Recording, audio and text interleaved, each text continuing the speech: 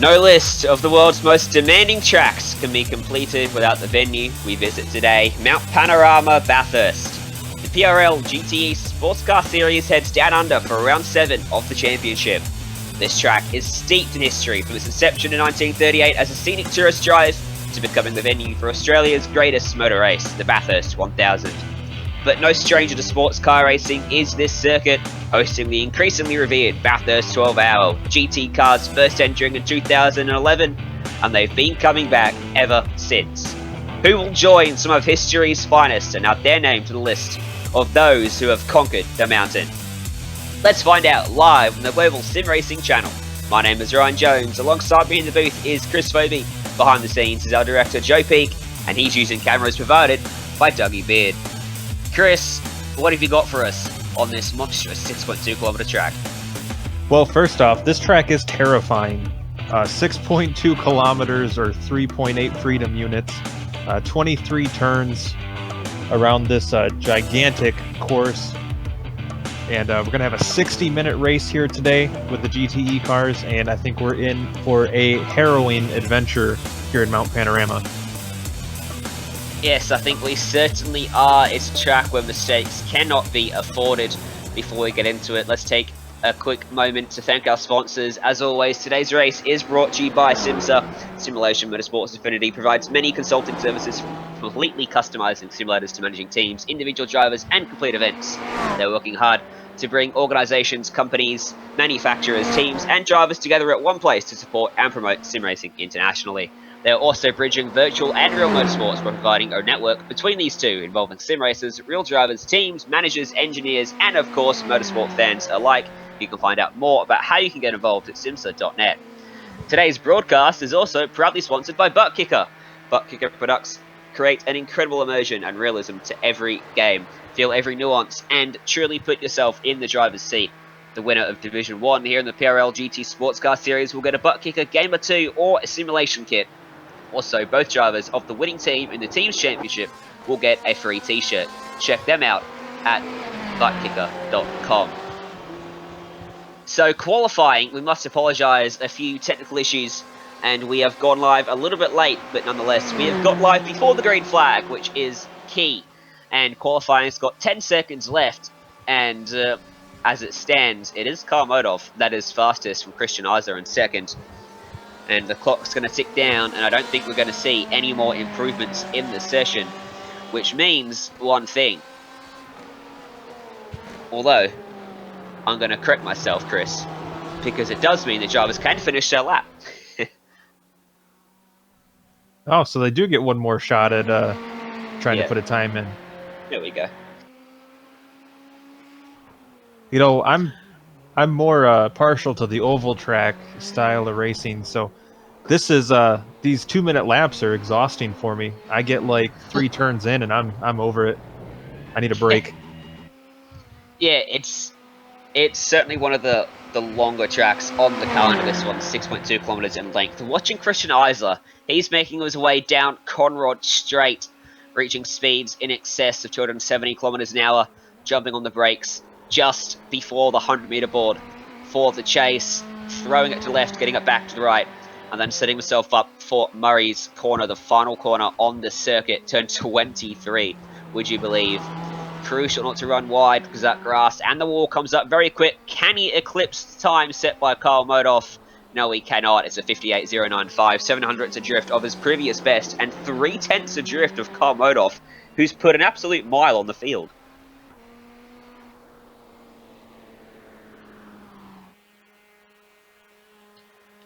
Yeah, that's a very impressive lap by Modov here.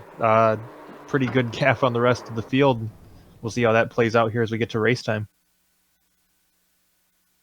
And that is everyone done and across the line here at Mount Panorama. So what we can do is go ahead and have a look at our starting grid here for round 7 of the championship.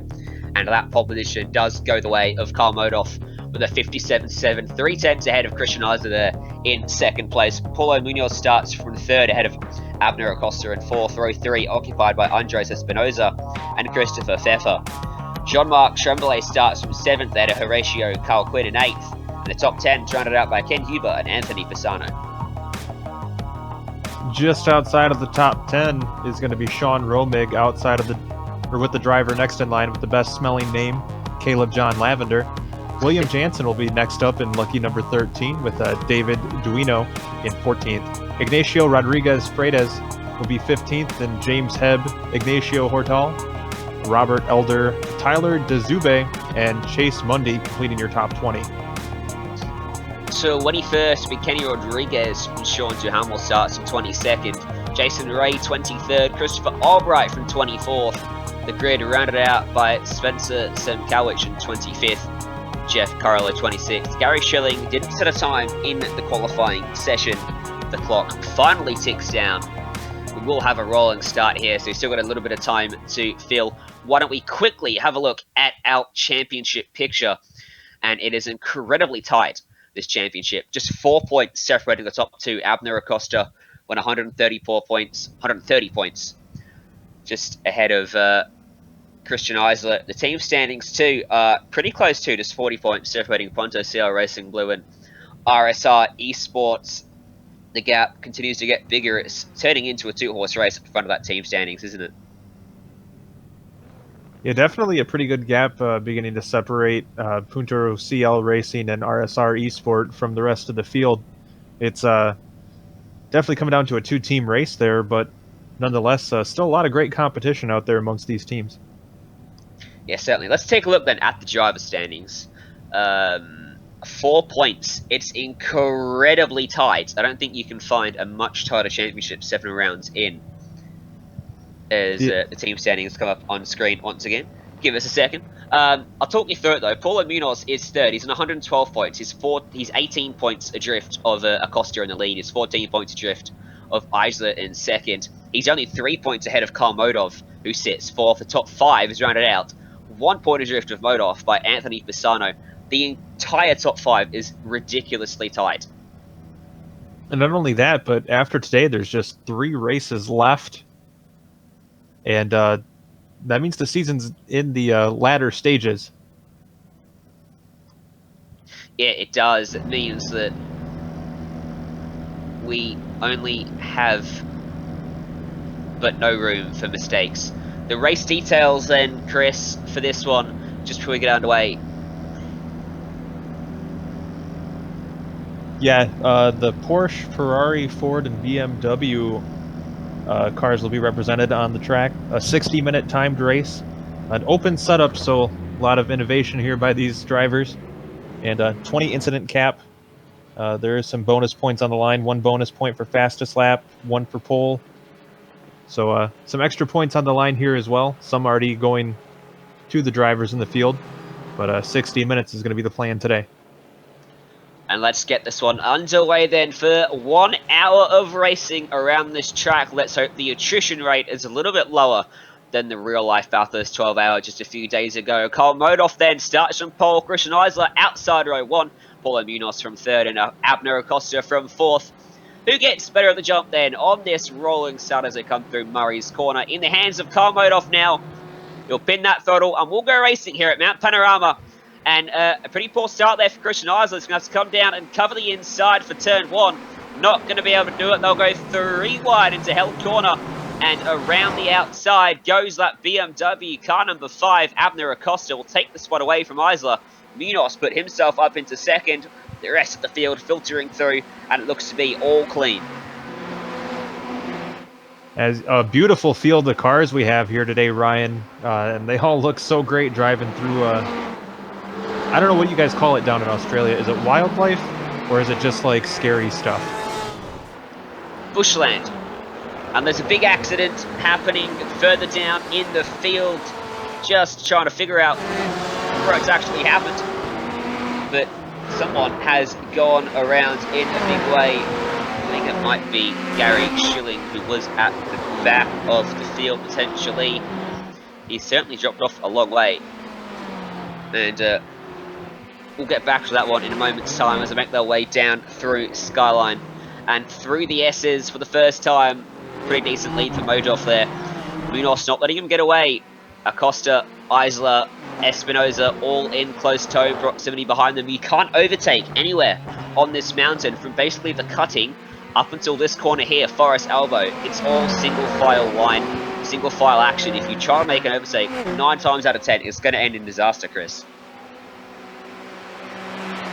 Yeah, once again, I am woefully inexperienced with these types of cars. What I can say from what I've been watching, this track is really, it's more of the challenge than the other drivers out there.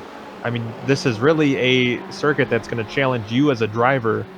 And once you mix in the fact that you're in a competition, it's just mind-blowing the kind of laps these guys are turning out here.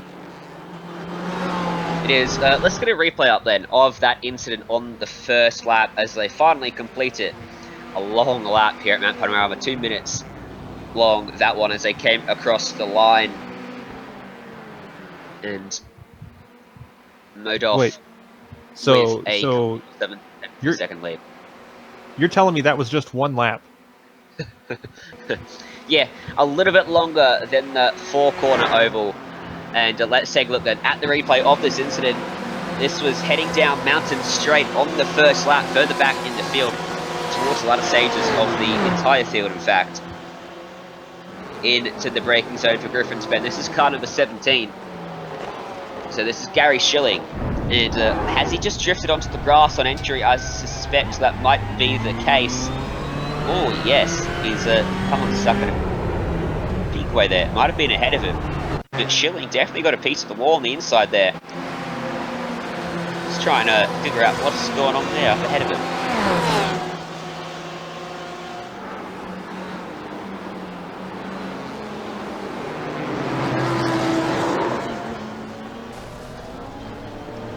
Now, there we go. It was Elder heading through Mountain Straight. 3 cars, bumper to bumper. Contact ensued. And some lucky people not to get more damage than that, I would actually suggest there. As we head back to live pictures, Modolf continues to stretch that gap out front. The battle is for P4 between Christian Isla and Andres Espinosa, who's going to throw that car to the inside as they head their way through and into the kink of the chase. Wisely, Christian Isla decides to back out of it and slot in behind Espinosa. As they head through the chase, Espinosa gets a little bit loose heading through the 21st corner, but gets that move done, puts himself up into P4 behind them. Jean-Marc Tremblay is coming under pressure from Anthony Pisano, who goes by. And Ken Huber wants a piece of the action as well, as Pisano runs wide off the final corner, just avoids collecting the Tremblay machine on re-entry. And now Ken Huber is going to try and capitalise from this too, as there's a lot of cars in this little group here. Sean Romig as well is in there, Caleb John Lavender. And Fredes had a big lunge around the outside of all of them at turn 1. Didn't work too well for him. William Jensen's just sat back watching this as well. So this is about 6 cars all vying for P7. These guys are racing awfully hard for a track that's about as wide as your arm width.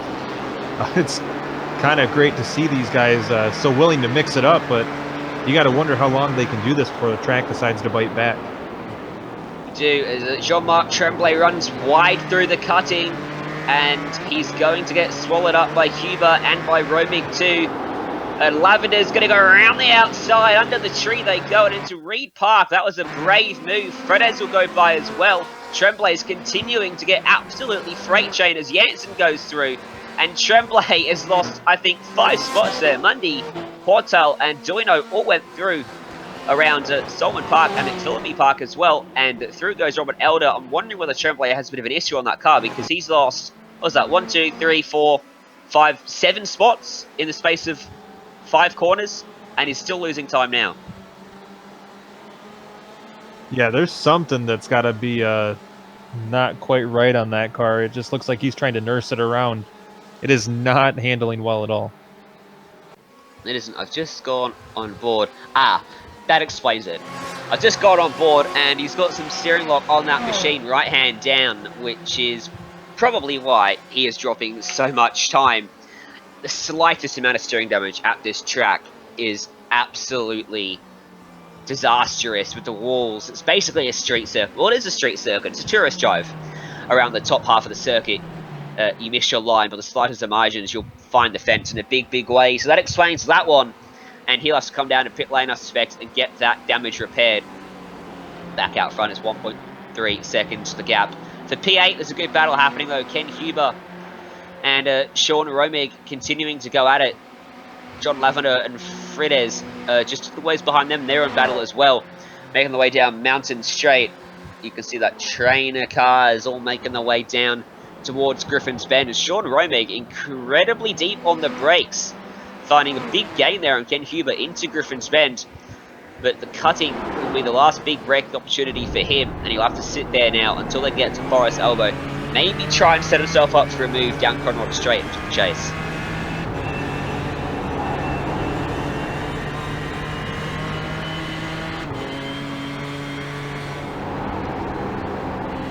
And on board with Sean Romig now as well, as you can see how the track dips away here as they head down Skyline, and they begin with a ascent of about 174 meters. I think that's about 55 feet as they head through the dip up and now into Forest Elbow. And Huber's pulled a bit of time on him through here, so Romig will struggle to get that slipstream. We will get slipstream, but not enough to make a move into the chase, as you can see off in the distance too. The leading trio of cars as everyone fights for slipstream down this long straight. So you said this track is a tourist drive when it's not in action as an active racetrack. So this place that just chews up and spits out cars is where families will go and take a nice drive on a Sunday? Yeah. It's an interesting drive that one day I hope to do myself. We can go up there and do a lap of the track, obviously not at racing speed. A nice 60 km/h speed limit across there. But when it was designed by the mayor, I believe, of Bathurst. He wanted a racetrack, but there were laws and legislations in place preventing so. And so what he designed was a tourist drive that he then petitioned to become a racetrack. And that's how Bathurst, the Panorama history started, and a bit of slyness to get this underway, and thank God it happened, because what a track it turned into. Oh yeah, he would have had my vote for sure. And our director Joe Peak is telling me there's people that actually live around this track too. I guess that just goes to show how much cooler Australians are than people here in the United States, because we have people that build houses next to racetracks that have been there for 50, 60 years, and they just try to shut them down. Yeah, there's quite a number of tracks. There's houses. There's one actually right on the cutting on the outside, a massive house there. There's a couple places down Conrod Straight, farmland of course either side. I think there's a bed and breakfast actually on the left-hand side of Conrod Straight. So plenty of people making a living and living around this racetrack. Just adds to the culture. And when they get a massive race event here, like the Bathurst 1000 or the Bathurst 12-hour, there'll be people camping up in the campgrounds around McPhillamy Park, Solomon and Reed Park for up to a week beforehand, all vying for that best spot, and it becomes a massive week-long event. As the battle for P7 rages, I wonder here if Huber's going to be under pressure into the chase. Sean Romig looking potentially close enough, goes for the move up the inside, late on the brakes, takes the spot away, and Romig's going to lose out to Lavender too, who sweeps around the outside at turn number 22, and Huber's going to lose out to Fredez as well, loses 3 spots in the space of 2 corners, and probably a little bit upset about that one. And that just shows how prime the racing line is. As soon as you get off it, you lose so much time. Yeah, I was gonna comment on that. As soon as he left the line, it just seemed like he was out to lunch. And ooh, got a driver going around. Paulo Munoz going off track. That was a replay there of his spin just on the exit of the chase. He goes back to P7 now in this group of cars behind Pisano, Horatio Calquin, who is in 5th place. It's a big battle. Oh, Calquin's run wide there through the cutting, and they're going to need to sort themselves out. Pisano will sweep around the outside, take that spot away, put himself up into P5. There's a big gap between 4th and 5th of about 6 seconds between Isa and now Pisano there. So I wonder whether Pisano, now that he's cleared Calquin, can make some inroads into that one. Still 50 minutes to go in this race, so plenty of time and of course pit stops as well. Speaking of which, this track does open itself up to a bit of strategy. Because of the nature of the track, there's a couple of long straights, of course, Conrad Straight and Mountain Straight. Also the downhill section. Plenty of opportunity to just ease off that throttle and save a bit of fuel. Yeah, I was going to question how pit strategy really can play a role here. Because, I mean, probably the worst case scenario would be running out of fuel on the back end of this track and being so far away from the pits. Yeah. Thing is, if you run out at the top of the mountain, you can use gravity to get you around towards pretty much Murray's Corner. And then from then on, you can just about sneak your way into pit lane. We've had a couple of retirements in this one already. Christopher Albright, Christopher Pfeffer, and Jason Ray have all failed to continue on in this race, and they're currently sat in pit lane, getting some damage repaired. Whether they can get back out there remains to be seen. Decent battle happening just outside the top 10 as well. For 12th place, William Janssen there in 12th. He's got David Duino right behind him, and Hortel behind Duino, and in fact Chase Monday there in 15th place, not too far adrift from these guys either. So this is starting to shape up into a juicy little battle, this one.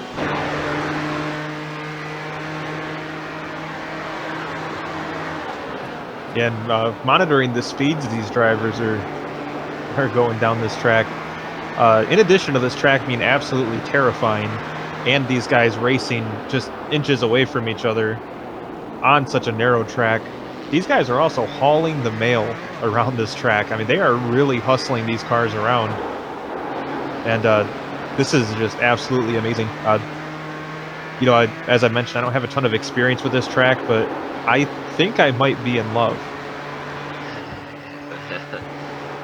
Yes, that Panorama has had effects on many people. It's forever immortalized.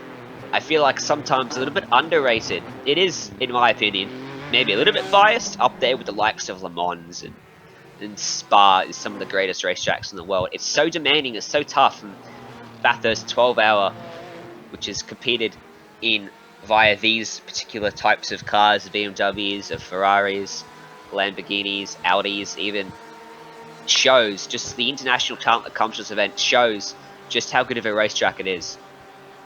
Yeah, I think it's a very fair statement to call this track underrated. I'm someone who considers myself a pretty diverse race fan, and this is a track that really I have not too much experience with, as we have a nice battle for position there between Hortel and Mundy. Yeah, and Mundy was not able to get that move done. Hortel decided to defend the inside. Mundy couldn't get it done around the outside. If he gets this one done, he'll be able to have a look at two more spots right in front of him as well. The battle for P9 is looking pretty spicy as well. Caleb Lavender has got Ignacio Rodriguez Fredes for very close company. And is Lavender going to think about defending to the inside here for Griffin's Bend? I think he's just about far enough ahead to not warrant it. And Ken Huber's just off the back of these guys too, trying to recover from that very quick loss of 3 positions about a lap or so ago, as they make their way into the cutting and now into that section of track where patience is paramount. You can, if you're really brave, make some moves. If the car in front of you makes a mistake into McPhillamy, sometimes you might see an occasional move there, but it's so rare and so often comes off horribly. Yeah, I was going to mention there is got to be a certain amount of gamesmanship when racing near somebody else on this track. I mean, these guys are awfully brave as we take a look at a replay here. This is of Ignacio Hortel, who's had an incident, it seems, at the cutting. And just got to the... She tried to look to the inside and then got helped under the tree by Chase Mundy, and a big collision at the end it was between the two of them, and I think Mundy is going to have a lot of damage on his machine as well, and that's really unfortunate. Hortel was showing some of that patience we were talking about. Mundy, not quite as much. Yeah, that's kind of what I was touching on before we went to the replay here, was this track doesn't give you a lot of room. So if you're going to make a move, sometimes you just have to count on the other person being willing to give up more so than just straight racecraft. And not to anyone's surprise, I don't think Chase Mundy has brought that machine down into pit road. Carl Modov has opened up now a 5-second lead over Abner Acosta. He is stretching his legs and making this one look very, very easy out front. Acosta himself has got a 4-second lead over Espinoza in third, who's not really managed to pull much of a gap from Christian Eiser. He's only about a second off him. Then it's 6 seconds back to Pisano's all by himself. He's making some inroads ahead of Paulo Munoz, and then we go all the way back to 21 seconds adrift to find the big field of cars. It is Horatio Calquin, Sean Romig, Fredes, Lavender, Huber, Janssen, Duino, all in pretty close proximity.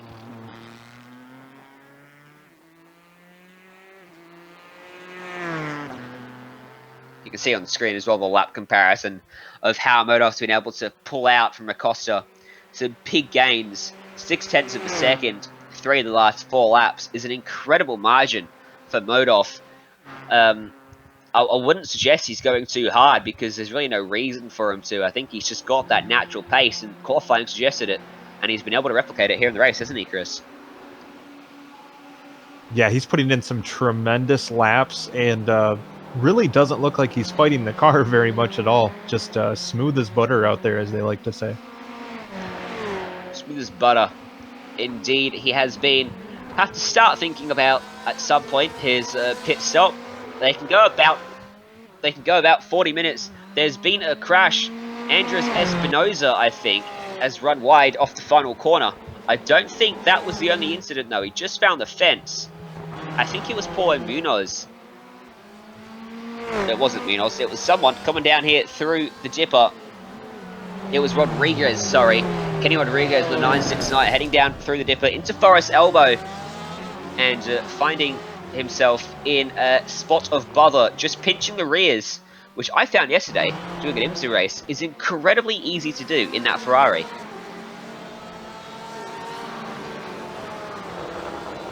Just the way that car's set up, Chris, because everywhere else on the track it seems pretty stable, but as soon as you get to Forest Elbow, the rear's really pinched. You think it's got something to do with the downhill, the very sharp downhill change of direction there?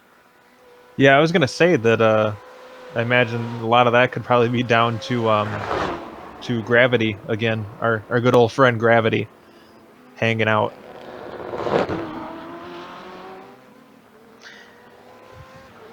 Everyone's best friend until it isn't, until you run out of fuel heading through the cutting. You've got to get uphill before you head back down the hill. Then you're in a load of trouble from that point on, as just having a look at this battle again between Fredes and Lavender. Lavender and Fredes are lapping about the same lap times. That's his Chiba behind them. They're all just biding their time sort of until they reach that pit stop window. I said they can go about 40 minutes on fuel, which means it's about a 20-minute window between where they can start coming into pit and make it to the end, and where they need to come into pit before they run out of fuel. I think we'll see a few people trying the undercut here today. Being such a hard track to pass on, it could prove very key to make some spots up. If you've got the pace but can't quite get by, you come in a lap early, that one lap could be the difference so you can get ahead. You know, I've been kind of checking out a few different drivers here to kind of get a feel for the different racing styles. And we talked about Modov just being so smooth out there, but there's a lot of drivers here that they look like they're pretty fast from my perspective, but it looks like they're almost fighting the track, the way they just are throwing the cars around this place. Well, it's a pretty cool track out there, which is definitely aiding them. 26 degrees Celsius. I should really grab the Fahrenheit one of that. I'm sure you've probably got it there, Chris. On the screen, there you go. Yep, 79 degrees. freedom units. Yes. Yes, I don't know why I can't use Celsius like the rest of us. But it's a pretty cool track. A lot of grip on offer for these guys. What it doesn't assist them, though, is the track itself is just plain brutal. You can't make a mistake. The walls come up so quickly. There's only one corner on the track where there's plenty of runoff, and that's the chase. And the reason for that is because you get to that corner at 300 kilometers an hour.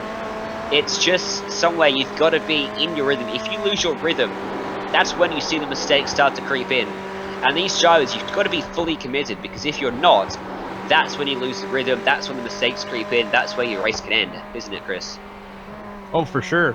And it seems like so much of this track is really getting into that rhythm. I mean, you see when a driver gets passed and kind of gets out of that normal routine that they've kind of built up, it seems like they lose 2 or 3 spots.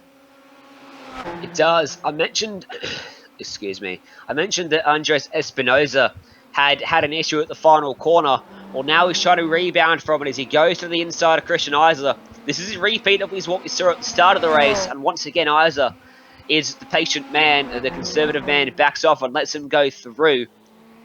All of this has just continued to drop them miles off the back of Acosta. I said it was a 4-second gap, Acosta to third.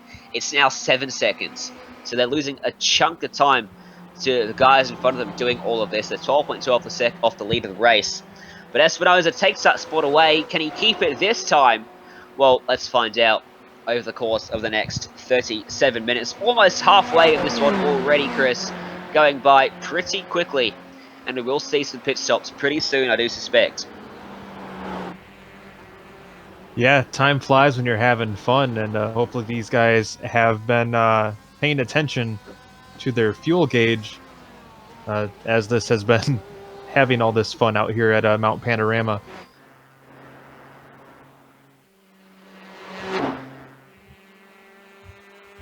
Just taking note too that Modov in that championship battle as well, probably worth mentioning, leading over.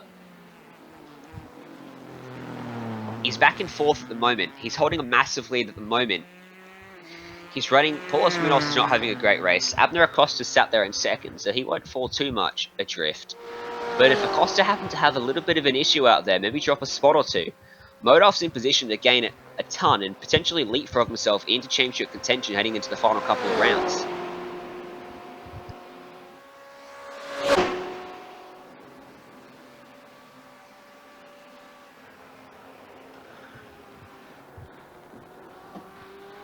Also a two-time champion of the series as he is, as is Costas. They both know how to get it done. They both know how to make the championship work in their favour. They know how to play that championship battle, not be too aggressive when it really matters.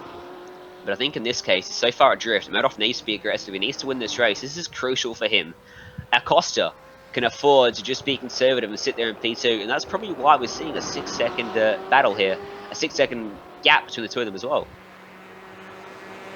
Yeah, it's I definitely think this is one of those cream rises to the top situations. I mean, you have championship level drivers in this very competitive series, and they're proving their mettle here, both with pretty sizable gaps over the positions around them up front. Let's go back to P9. Rodriguez Fredes just drops a couple tyres off the edge of the circuit heading through Murray's corner. He's got Lavender about half a second, 7/10 per second off the back of him across the line. Ken Huber, after he dropped those spots in very quick succession, hasn't dropped any further. He's stayed with these guys and clung onto their tail. Unfortunately for him, it's much harder to gain a spot than it is to lose a spot, isn't it, Chris? Yeah, that's true. I mean, these drivers... Ooh, as Fredes gets into the wall there, I was going to mention it's pretty easy to hold your spot, but it looks like Fredes is possibly limping along with some damage now. He got the wall pretty good there, Ryan. And we'll go to replay here of Fredes. And it was just... I think he was actually put off there by Lavender, who was gaining on him, and then he found the fence again on the left-hand side just after the cutting. As Lavender tried to get through, he turned left into the wall, but he just ran wide off the cutting, and that's what started it all. And big damage to the right-hand side of that machine, damage to the left as well. He's going to have to come down into pit lane. Won't be the first driver to do so because Tremblay has pitted from the pack as well, and he's going to come out a long way down the order. I don't think this is scheduled though, because he's been sat there for a long time, Chris. Yeah, it looks like he may be trying to get some damage repaired as he hangs out there in pit lane, which is not where you want to be for any longer than you have to. Yeah, so Tremblay's run into an issue somewhere out on track. Will have to get his damage repaired. Paulo Munoz decides to come down into pit lane. This is a scheduled pit stop. He was running 6 at the time. He'll come down, gets the feel on that car. Don't take tyres, will take too much time. It's only a 6-minute race. Tyres can make that distance relatively quickly. And he will head back out on track, somewhere in the teens of the field as his pit stop's done. And he rejoins. It'll be right in front of Sean Dunal there. So he'll rejoin in 14th place. He might have to defend here because Duhamel, coming off the racing surface, is going to have the better run down Mountain Straight. Will it be enough of a run to sneak down the inside of Munoz there into Griffin's Bend? Doesn't seem so. Munoz will hold on. So he'll head round now in 14th place and try to make some inroads with guys he was racing for a top 5 position. Wonder whether this will make anyone else from that battle pit. Maybe Pisano or Horatio Calquin might pit in response to that, trying to cover off the undercut. Like we've seen in the series, a lot of drivers tend to go long and run the fuel down. I think the reason for that, Chris, is because the car, as I said, the tyres can make the 60 minutes pretty easily. So as the car gets lighter, it generally gets quicker. So you want to run that fuel out and have the car as quick as possible for as long as possible. If you pit early, you've got heavy fuel in the car for most of the race until right at the very end. You know, probably one of the reasons I'm a terrible road racer is I didn't think about that, but it makes perfect sense. Towards the end of the run, you're going to be as quick as you're going to be. So you might as well run it as low as you can and then come in and fill it up and run it down again. Go back to P8 here. Not Paulo Munoz, he was P8. The P8 battle is John Lavender. Ken Huber's got very much, he's got quite much, rephrase that. He's got quite a bit closer to the back of John Lavender over the last lap or so. And is starting to put the pressure onto him here. Tremblay's finally made his way back out onto the race track after an extremely long pit stop. It was in excess of 5 minutes, I do believe, that one. So his race is pretty much done. Just out there now trying to reconcile some points, Chris. Yeah, with the championship race as tight as it is in this series, pretty much hanging out and trying to get as many points as you can is gonna be a pretty big deal here, with just a few rounds remaining after this event. Yes, certainly. It's getting down to crunch time in this one. Getting down to crunch time in terms of pit stops too. Halfway mark coming up in a few seconds time. And Ken Huber, particularly strong down the mountain, through Brock's Skyline, through the S's, through the Dipper. Gained a bit of time there on Lavender. But Lavender just before Forest Elbow, able to pull out just enough to prevent Huber from trying to slice one down the inside. Slipstream though, maybe Huber's best friend. Lavender's not going to be able to do much to break it here. Sits his car right in the middle of the track, which, interestingly, probably not the best spot to be. There's actually a crest right in the middle of the track. The track comes to a rise in the middle as you head down Conrod Straight. You generally want to be on either side of it. You can find your car just struggle a bit if you sit right on top of it there. So Lavender managing to manage that just fine and holds on for another lap, but it definitely seems that Huber's got the pace and he's going to get through pretty quickly. So is that one of the quirks that this track may have from being a public road when it's not being used for racing purposes? Yeah, I would suggest so. That's probably the one of the reasons for it, just the nature of the track. Conrod Straight, of course, it used to be one long straight from the Exeter Forest Elbow all the way down to Murray's Corner. And now, in 1987, I believe it was, in order to prepare for the World Touring Car Championship, to adhere to FIA standards, the straight was too long for the regulations of that series. So they added in the chase, the keep to the right, and then the corner to the left and back to the right to rejoin what was the old Conrod Straight that we see in place now. That was added in 1987 ahead of that series coming to Mount Panorama. and actually improved the safety of the track quite a bit. So Conrod Straight, it used to be a fair bit longer than what it is now. Well, once again, that's terrifying that they had such a long straightaway on this track. Speaking of how terrifying this track can be, it's reached out and bit quite a few drivers. Looks like we had 8 drivers that have called it a day early here at Mount Panorama, kind of owing to the fact that this track is a very, very demanding course and sometimes a little bit too demanding.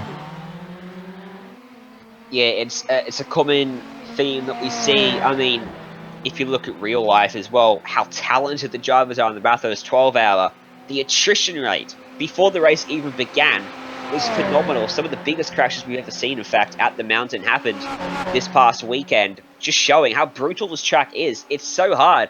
Even the best drivers in the world struggle at times. It's just that place. It's got that Nordschleife sort of. Yeah. That's a great comparison to draw with this track. You know, I didn't really make the connection at first, but you know, to kind of tie it into an oval track state of mind for maybe those that aren't super familiar with this type of racing, it's almost the road course equivalent of like a Darlington, a track that is very demanding, that you really have to respect the course more so than even your competitors. You're, as they say about Darlington, you're racing the track, you're not racing the competitors. And this is a track that's very much in that same grain. Certainly, it's up there with. It'd be interesting to see a statistic actually of tracks around the world, races that have been completed, the amount of average retirees per race, and compare it to Mount Panorama's P8. Exchanged hands there. Lavender ran wide off the cutting, and that pressure that Huber is applying pays off, and he moves up into P8 relatively easily in the end. But yes, it'd be interesting to compare that statistic to Mount Panorama to see just how high the attrition is at this track, because I would suspect it's pretty high up there. This was a great move by Huber. Looks like you mentioned, Lavender ran wide. He hung out on the outside around the corner, and there he was taking the spot. And that's a move that he's probably been waiting to make for probably a good 10 minutes now, it feels like. Let's go to Munoz, who, remember, has already made his pit stop. He's currently running down the order as a result of that. We saw him rejoin right in front of Duhamel there in 15th place. He's already gained 1 spot through pit stops or otherwise. He's now on the back of Robert Elder. He's currently 13th. Just to put him up into P12. Elder's taking a very defensive line. Now edges that car back to the racing line. This will allow Munoz down to the inside for the kink. He gets the overlap quite late. It looks so easy going side by side through there as he takes the spot away. But I can tell you, it is extremely difficult. The car on the inside, if you clip that curb, it will fire you straight to the car on the outside. It's unforgiving. And also, the car on the outside can get very loose, and that can drag you down to the inside car. It's extremely tough. I'm surprised I don't see more crashes from side-by-side action through there, because every time I've tried it, I've had a mini heart attack, I think. Yeah, but I mean, with all that runoff area, it's probably the only part of the track where somebody might be feeling even somewhat comfortable to be a little more daring. Because that's got to be the only spot on the track that that doesn't just leave you squeezed in by the walls. William Jansen's made his pit stop too. He's come in and he's now gone out, and he will rejoin the racetrack in front of Fredes, who's made his pit stop too. That's right, Fredes did more, didn't he? He has made his pit stop, got that car back out on track. So he rejoins behind Duhamel. In fact, a few drivers actually, it seems like, have pitted in the last couple of laps. So we're starting to see it cycle through now. And we will see the rest of the field coming down pretty quickly. I said they can go about 40 minutes on field. Well, they've got 4 minutes left until that 40-minute window is up. So I think we'll see the rest of you race leaders starting to come soon. None of those guys have actually made a pit stop. Modov's still running around on track with a 7.8 second lead. It's 20 seconds back to third place Espinosa. Acosta's still sat there in second. No one from the top 5 has pitted yet. Going to be really interesting to see whether this undercut works for Munoz at all.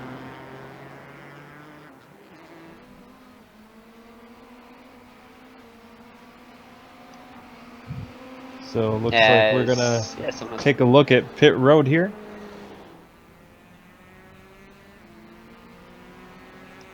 Didn't quite catch which driver that was. It's come down into pit lane.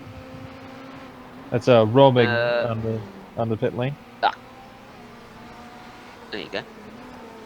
He's quite a ways down the order already, so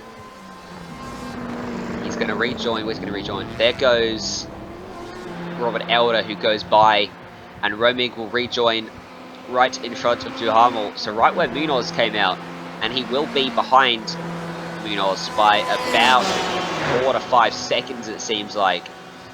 So Munoz...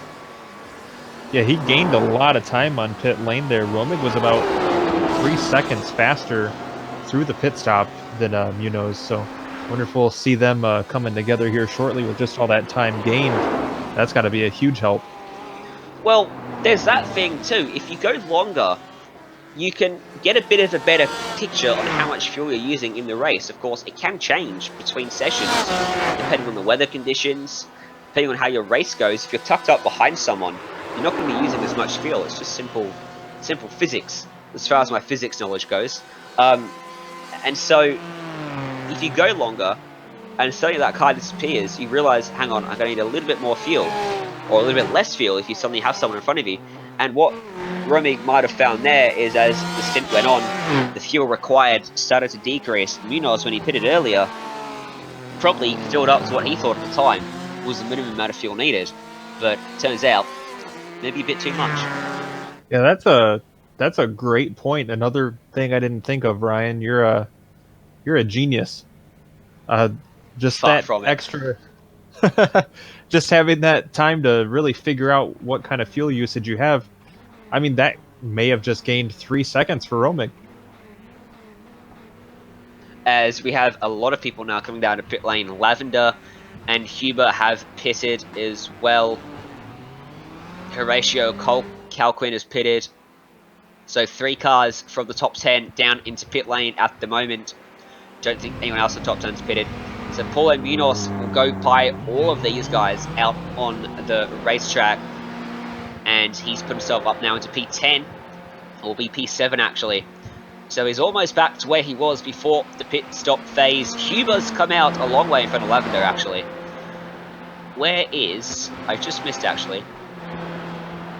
Where... There he is. Calquin's heading down to Griffin's bench. I thought for a moment that Calquin had an extremely long pit stop, but not the case. Did Munoz just hit the wall? I think he got very, very close to it. Oh, coming out of Griffin's Bend, we should get a replay for that. That was as close as you ever want to get to hitting the fence. Yeah, if he didn't hit it, he owes a favor to somebody. Take a look at this. This is the onboard then. As he heads down the mountain, dips away into the braking zone. It's a deceptive corner, this one. So hard to get that one right. And Munoz, it seemed that he was on the racing line, but as the track raises uphill, the grip just seems to fade on the exit of the corner, right at that crucial point. And that rear end so often just slaps that wall. Sometimes you get away with it, sometimes you don't. Luckily in this case, Munoz didn't have to play that gamble. He missed it by about a hair's width. So looks like our leader might be heading to pit road here. Headed to pit road, past tense. Yeah, he's headed to pit road. He's beaten pit road. He's out of pit road already. And he's rejoined in a world of his own. So this is interesting. Munoz has been caught by Horatio Calquin on this lap. And Calquin's looking like he's going to be able to get this move done pretty quickly. This is a battle for P7. And Calquin's going to look to the inside, just fakes him out, trying to fill the mirrors of Paulo Munoz into Hell Corner. And wasn't close enough to make the move. Probably cost himself actually a chance at Griffin's Bend by doing that. But just letting Munoz know that he's there. There's under 20 minutes left to go in the race, so I don't think Munoz is going to be too kind in letting him go. We're just waiting on a couple more people to pit as well. It seems that most of the field has finally pitted. They've all been in fact. So everyone's finally made their pit stop. Couldn't make it go any longer. And David Duino, who scored 6 last time by the last car to pit. So this moves this battle for Munoz and Calquin back up into the P6 battle. So in the end, I'd only stop Munoz. Doesn't gain him anything, but it's worth a try. Yeah, nothing earned, nothing gained, right? Yeah. I mean, you got to take a gamble on a track where you can't overtake for over 50% of the lap. You've sometimes got to try that gamble strategy-wise to try and move yourself up a few spots. And I'll tell you what, most other series, most other cars, most other tracks, the undercut works. But such as an Acura, it's only a 60-minute race. Tyres don't come into play. The undercut is based largely off of tyres. Because for those who don't really know, when you come in and you take your fresh tyres, you head out on track with brand new tyres. The cars that have the new tyre model, it may take a couple laps to get them back up to 10. Once they do, you're going to be lapping sometimes over a second lap quicker than the guys who are on 20, 30 lap older tyres, who are just trying to go the longest in. And don't really need to point out that that is a massive advantage. The disadvantage comes at the end of the race when your tyres start to wear and they're on the fresher tyres. So, for the people that are a little more simplistic like me, tires equal good. Yes. Yeah, that's one way to put it. Tyres equal good. Bad tyres equal very bad. Now, I gotta ask Ryan, as we see the pass about to happen there, dives to the inside. Oh, they're gonna touch. He's hit him, and a hip check. They're at the middle of Griffin's Bend, just a little too deep for Horatio Calquin.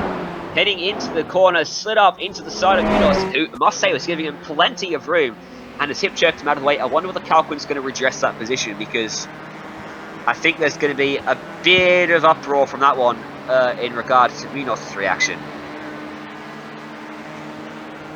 Take a look at the replay here. There was so much room given between them. There was so much room for Calquin to get up the inside, but he's just overrun the corner, and I think he stood up about car width and a half until he hit Munoz on the entry to the corner.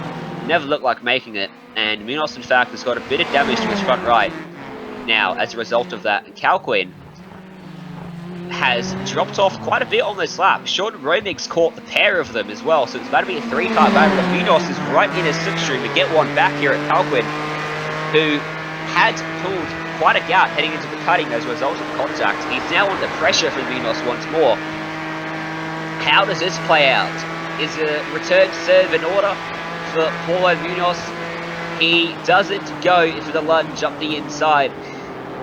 Just biding his time a bit. Maybe recognising that Calquin's got the faster car. Maybe he just wants to sit there and follow him, even with the touch that was made in that move. And Sean Romig is now lurking as well. So Munoz can't afford to get aggressive and lose time, because if he does, Romig will get by him. Yeah, I gotta say, if the roles were reversed, or if I was the one in the car at least, I gotta say I would not be nearly as polite as Munoz has been so far. I think once I'd get to Calquin's bumper, he'd be in the wall. But that's why I'm in those anger management classes. That's why you're in the comments box for this one. That's why you're not racing. No, I'm in the commentator's box. I'm in the commentator's box because I'm terrible. Aren't we all? That's why we're all up here. None of us can race. We're all, yeah, we're better commentators than racers. I which, mean, to be fair, it doesn't say much. Those who can't teach, right? Yeah, something like that. Those who can't do. Alright, so Romig's there. Come Conrod straight, he's going to be sucked up in that slipstream. The bad news for him is Munoz is also getting a slipstream. As Munoz, that was an adventurous line through the dipper. That was almost trouble for him. And he's going to be under a lot of pressure. He's closer to the front of Romig than he is to the back of Calquin. I don't think any of them are close enough to make a move on each other. It's pretty much the closest battle on track too, by the way. There's nothing else really happening up front. And the back of the pack, it's a decent battle for P11 between Duino and Janssen, but not as close as this one into the King. And Munoz was extremely late on the brakes. Was he too late? Drops a couple tyres off on the right-hand side, but makes the corner just about. And Romig is going to have to think of a new way to try and get by. Well, it looks like he's definitely putting some thought into it as he's continuing to close in on the 2 cars in front of him.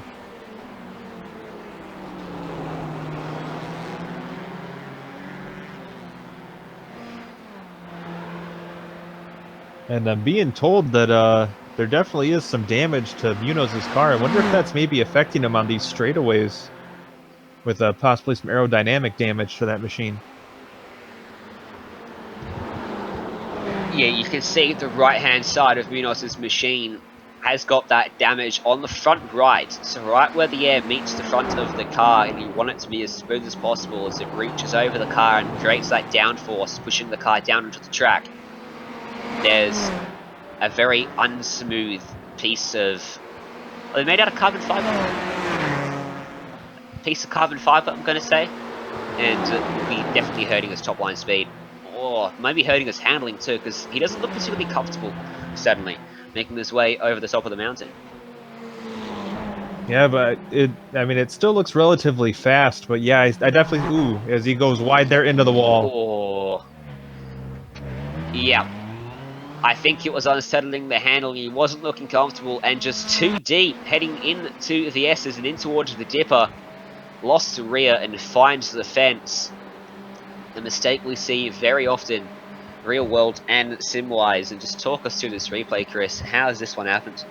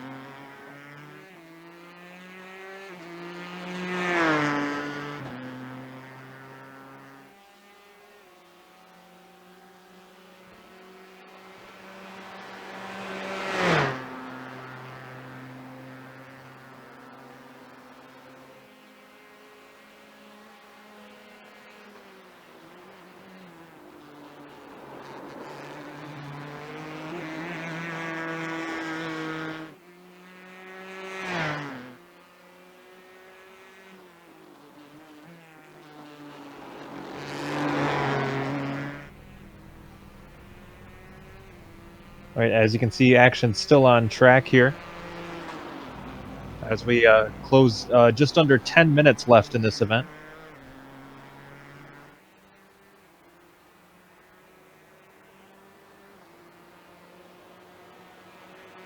Welcome back, Chris. We lost you for a bit. You're back. All right. Yeah, that kind of... Yeah, apparently we were both in timeout there for a minute. Alright, I buy an internet. It's horrid. It's horrid. It's probably about the fifth of the speed that you guys get in America, and I'm jealous.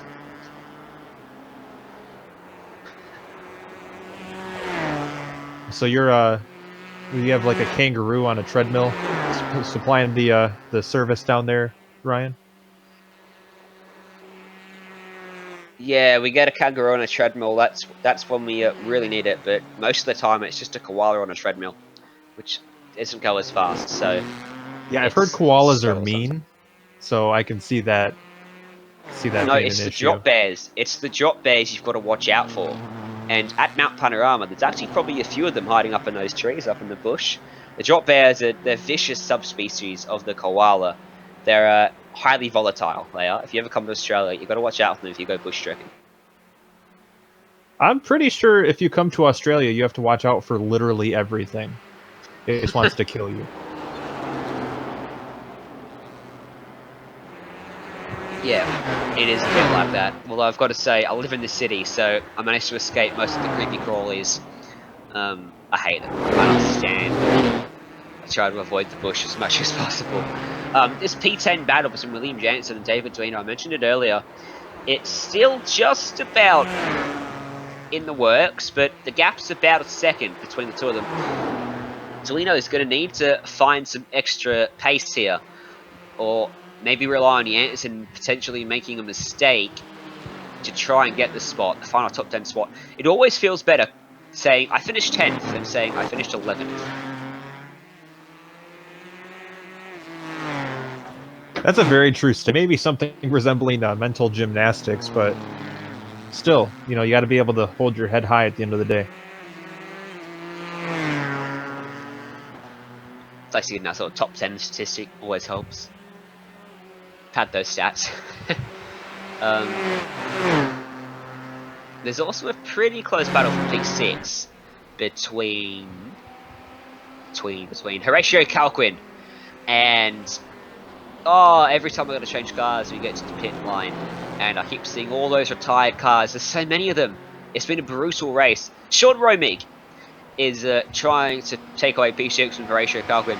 The retirements: Christopher Pfeffer, Christopher Albright, Ignacio Horsel, Tyler Dezube, Jeff Corello, Jason Ray, Chase Mundy, Spencer Sulkowicz, James Hebb, Kenny Rodriguez. Kenny Rodriguez is still out on track. He's the last driver running. He's 7 laps down. Ignacio Fredes is back in pit lane. Tremblay is on track, 2 laps down. Schilling and Munoz also. Schilling is, Munoz is a lap down. So many retirements. It's almost half the field. It's been brutal. Yeah, I think that's a tribute to how challenging this track is. That a lot of these really good drivers we have out there have been unfortunately getting the short end of the stick as far as it goes with the track. This is a great battle though with Calquin and Romig. You know, we saw Munoz in the mix earlier. Ooh, looks like Romig was just going to go full send on the corner there, and unfortunately did not quite work out. Almost collected the back of Calquin there, which would have been a very awkward spot to recover that car from. It was typical street circuit issues of if you spin, you have to do like a 97-point turn to get the car facing the right way again. Luckily, they don't have to do that. Not now, at least, anyway. As Romig definitely looks like he's the one with the pace. Last time by, Romig did a 2-minute.6. Calquin was a 2-minute 1.3. So, about 7/10 of a second, the difference between them. And this time their times equalised, but only because Romig is tucked right up behind him and in the braking zone. Seems to be where he's finding all that time. He almost got into the back of him again into Murray's corner.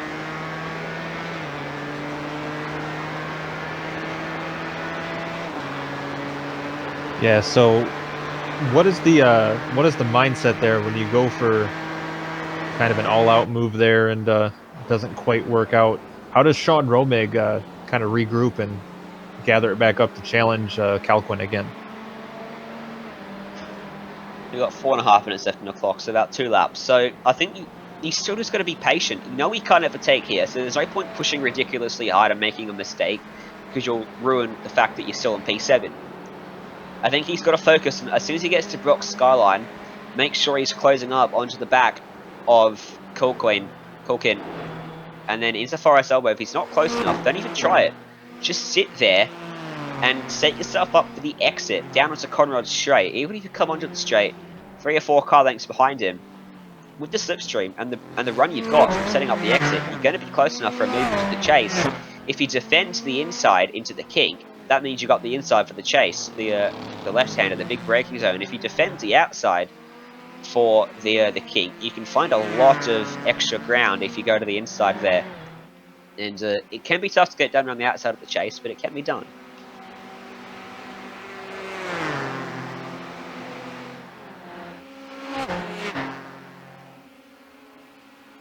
So we're now closing in on 3 minutes left. So that roughly works out to, what, a lap and a half here, more or less? It'll be next time that Modoff comes across the start finish line, he'll get that white flag. This time will run out on that lap. And I'll tell you what, this race has actually gone by pretty quickly. It doesn't feel like it's been an hour, but relatively small field. Only 20 odd cars, 25 odd cars we had today. But that's what, there's been battle packs at some point throughout the field, throughout the entire race. Yeah, that's very true, and you don't necessarily always see that on tracks like this, you know, where there's not a lot of passing zones. Sometimes you do end up with cars just strung out running their own race. So it's been really fun to see here. A lot of great racing, too. This is such a challenging course. And seeing these drivers that actually have to really push themselves to make any moves, I mean, it's really great to see so much great racing and so much good technical racing out there. There's Kyle Modoff then, the man leading the race by 12.8 seconds now. 2 minutes, 4 seconds left on the clock. It'll be under 2 minutes when he comes across that start-finish line. So he'll get the white flag this time by... And he can afford to do, I think, about a 2-minute 10 lap time, and he'll still win the race.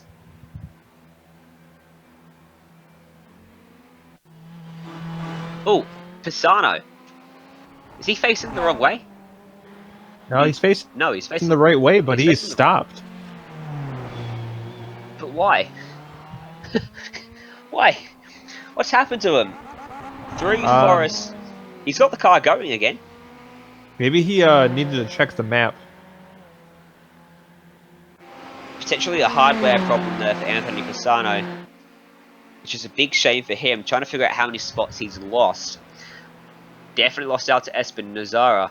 Wow, John Lavender is right behind him now, so he's gone all the way back to P number 8. That's a huge shame for Pisano, who was running in, I believe, 4th place before that incident occurred. Whatever incident that was, so he'll be a little bit disappointed by that. I'm sure there's a pretty good explanation for that one. But he is now in P8, beginning his final lap of the track. Meanwhile, Kyle Modoff is heading into Forest Elbow. That was an interesting line he just took. Almost rubbing the fence on the left-hand side heading into that corner. Bizarre. Bizarre line that he took. But it's obviously working for him.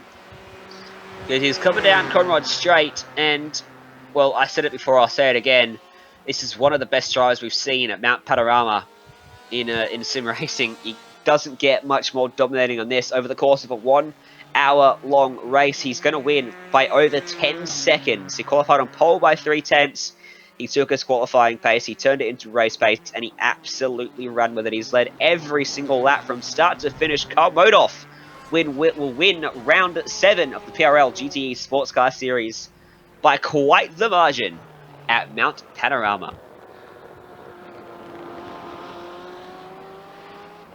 Abner Acosta will come across in 2nd place. In the end, it was 12.3 seconds adrift. Christian Eisler will be in 3rd, just making his way through the chase now. Just having a look for any last-minute battles. What about P5? Horatio Colquhoun trying to shake the draft of Sean Romig. The battle for the final top 5 position. Romig's going to have to go the long way around at the kink, and he's going to clear him by the time they get to the kink. He's going to have the inside for the chase.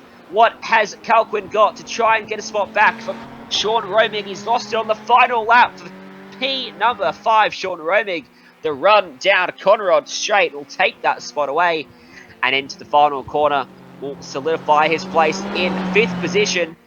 So, a late exchange between the pair of them, and Colquhoun's going to have to settle for P6 in the end.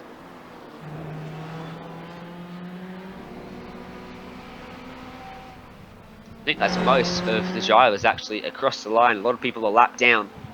Just waiting for Sean to Hummel, who's making his way through Forest Elbow 2, the final car in the lead lap. No other battles across the line though, as Anthony Pisano did in fact end up coming home in 8th place after that bizarre moment for him on the penultimate lap of the race. And what we'll do here is we'll send this one to a break, and when we come back we'll go through those official results and potentially some interviews as well here live on the Global Sim Racing channel.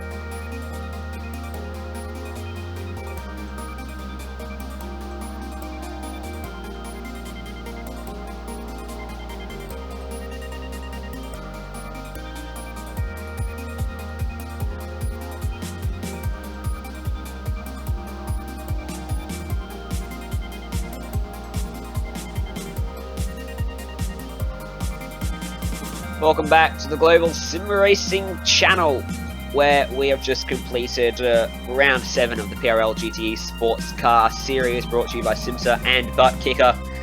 And what a dominating performance it was from Carl Modoff. Let's go through the official results then from Mount Panorama.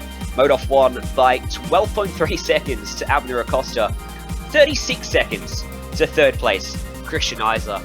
Andre Espinoza finished in 4th. Sean Romig took 5th away on the final lap from Horatio Calquin in 6th. Ken Huber came 7th, ahead of Anthony Pisano in 8th. Caleb John Lavender came 9th, and the top 10 was rounded out by William Jensen. David Duino was just outside of the top 10 and 11th, followed by Robert Elder. And then Sean Duhamel was our final driver on the lead lap. Gary Schilling, 2 laps down, was next up in 14th. Then Jean-Marc Tremblay in 15th. 16th was Paulo Munoz after his fun-filled end portion of the race. Kenny Rodriguez was next in line, followed by Ignacio Rodriguez Paredes, James Hebb, and then Spencer Semkowicz completing the field. Rest of the drivers are all retirees: Chase Mundy, Jason Ray, Jeff Carollo, Tyler DeZerbe, Ignacio Hortel, Christopher Albright, Christopher Pfeffer, all finishing in the pit lane.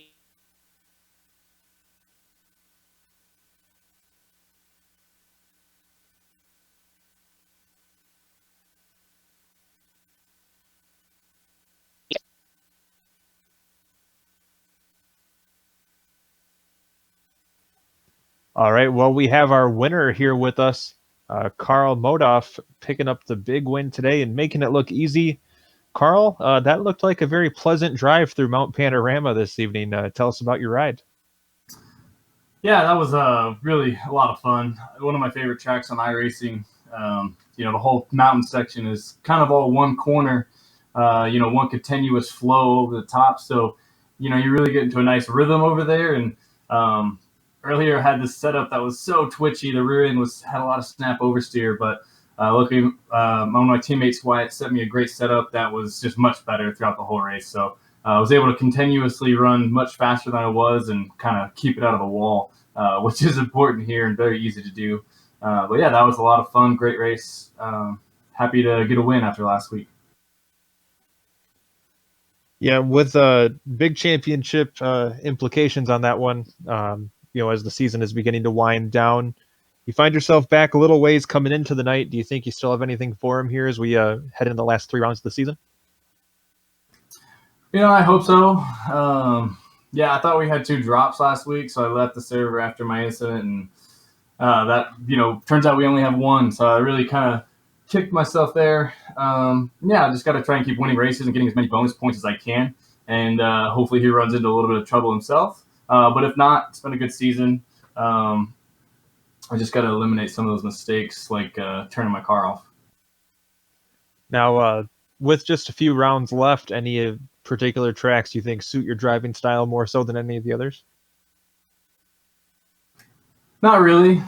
This one, I felt like Bathurst kind of, it's really smooth over the top, and that fits my driving style. And the rest, I've never really driven the forward at most of these tracks. My first season with the car, so it'll be a learning experience. I might love them, might hate them. Not sure, but we'll see how it goes. Looking forward. All right, and before we let you go, Carl, anybody you want to thank that has made your night possible? Yeah, I just want to thank Evolution Sim Sport, my teammate Wyatt, for the setup. It really helped out. And then thank you guys over at GSRC for broadcasting the race and PRL for hosting. Everyone that puts effort into this. All right, well, congratulations once again. Our winner, Carl Modoff, picking up the big win here this evening at Bathurst.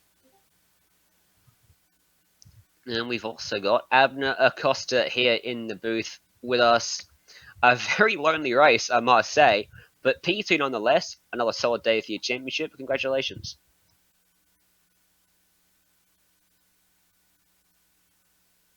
Thank you, guys. Thank you. Yeah, it was a tough race. It's not one of my best tracks. Definitely, Moto had a lot of pace, so there was no way to catch him. Yeah, he found something tonight, and he ran away with it, didn't he? Not much you could do about that one. In terms of the championship, it does help him just a little bit in terms of that. Pulls him a little bit closer to you. Are you still pretty confident of taking out the championship? I mean, you've only got a 4-point lead, but you are the current leader. How confident are you heading into the final couple of rounds? I feel fine. I think this is probably my most scariest track was this one. So I was just trying to stay alive. And I feel more confident about the next tracks coming up. So as long as I keep doing what I'm doing and stay top 3 finishes, I think I should be fine. I have a bit of confidence on you leading a championship that is so close. Well, talking about the last couple of rounds, any particular tracks in mind that you can highlight to potentially come away with a very good result and seal the championship? Yeah, I think upcoming is Sebring. Not next round, but I think I'm fairly good at that one. And I think basically overall the next 3 rounds, I feel pretty confident. I think basically this one was the one that I was thinking it would be my drop week, just because you have to be 100% at this track, and if you think about anything else while you're on that mountain, you're probably gonna have an incident. So I kind of just dealt with it. Just saw Moto, he was just had too much pace, and I just started just to think about just finishing the race. That was just my main goal, just finishing this race. Well, for someone that's just trying to finish the race, I think P2 is a pretty good result. Before we let you go, if you've got anyone you'd like to give a shout out to, and sponsors and the like. Yeah, I want to thank you guys, obviously, for broadcasting, my team, Mivano, and the sponsors, ButtKicker and SimMSA. And have a good night, guys. Thank you. Thank you very much, Abner, for joining us up here in the booth. And what are your final thoughts before I wrap this one up, Chris? Well, as I kind of mentioned early on, this is the first real experiences I've had with the Mount Panorama circuit. And like I said during the broadcast, I'm in love. This track is amazing. The racing action was great. A huge, challenging track, beautiful scenery. I think we had a great show tonight, and it was fun working with you, Ryan. It's good to work with you too. And hopefully we can do it again at some time. One of the future races coming up for Global Sim Racing channel. That'll about do us for today. So thank you to our sponsors, SimMSA and ButtKicker. Thank you to the organizer, Precision Racing League.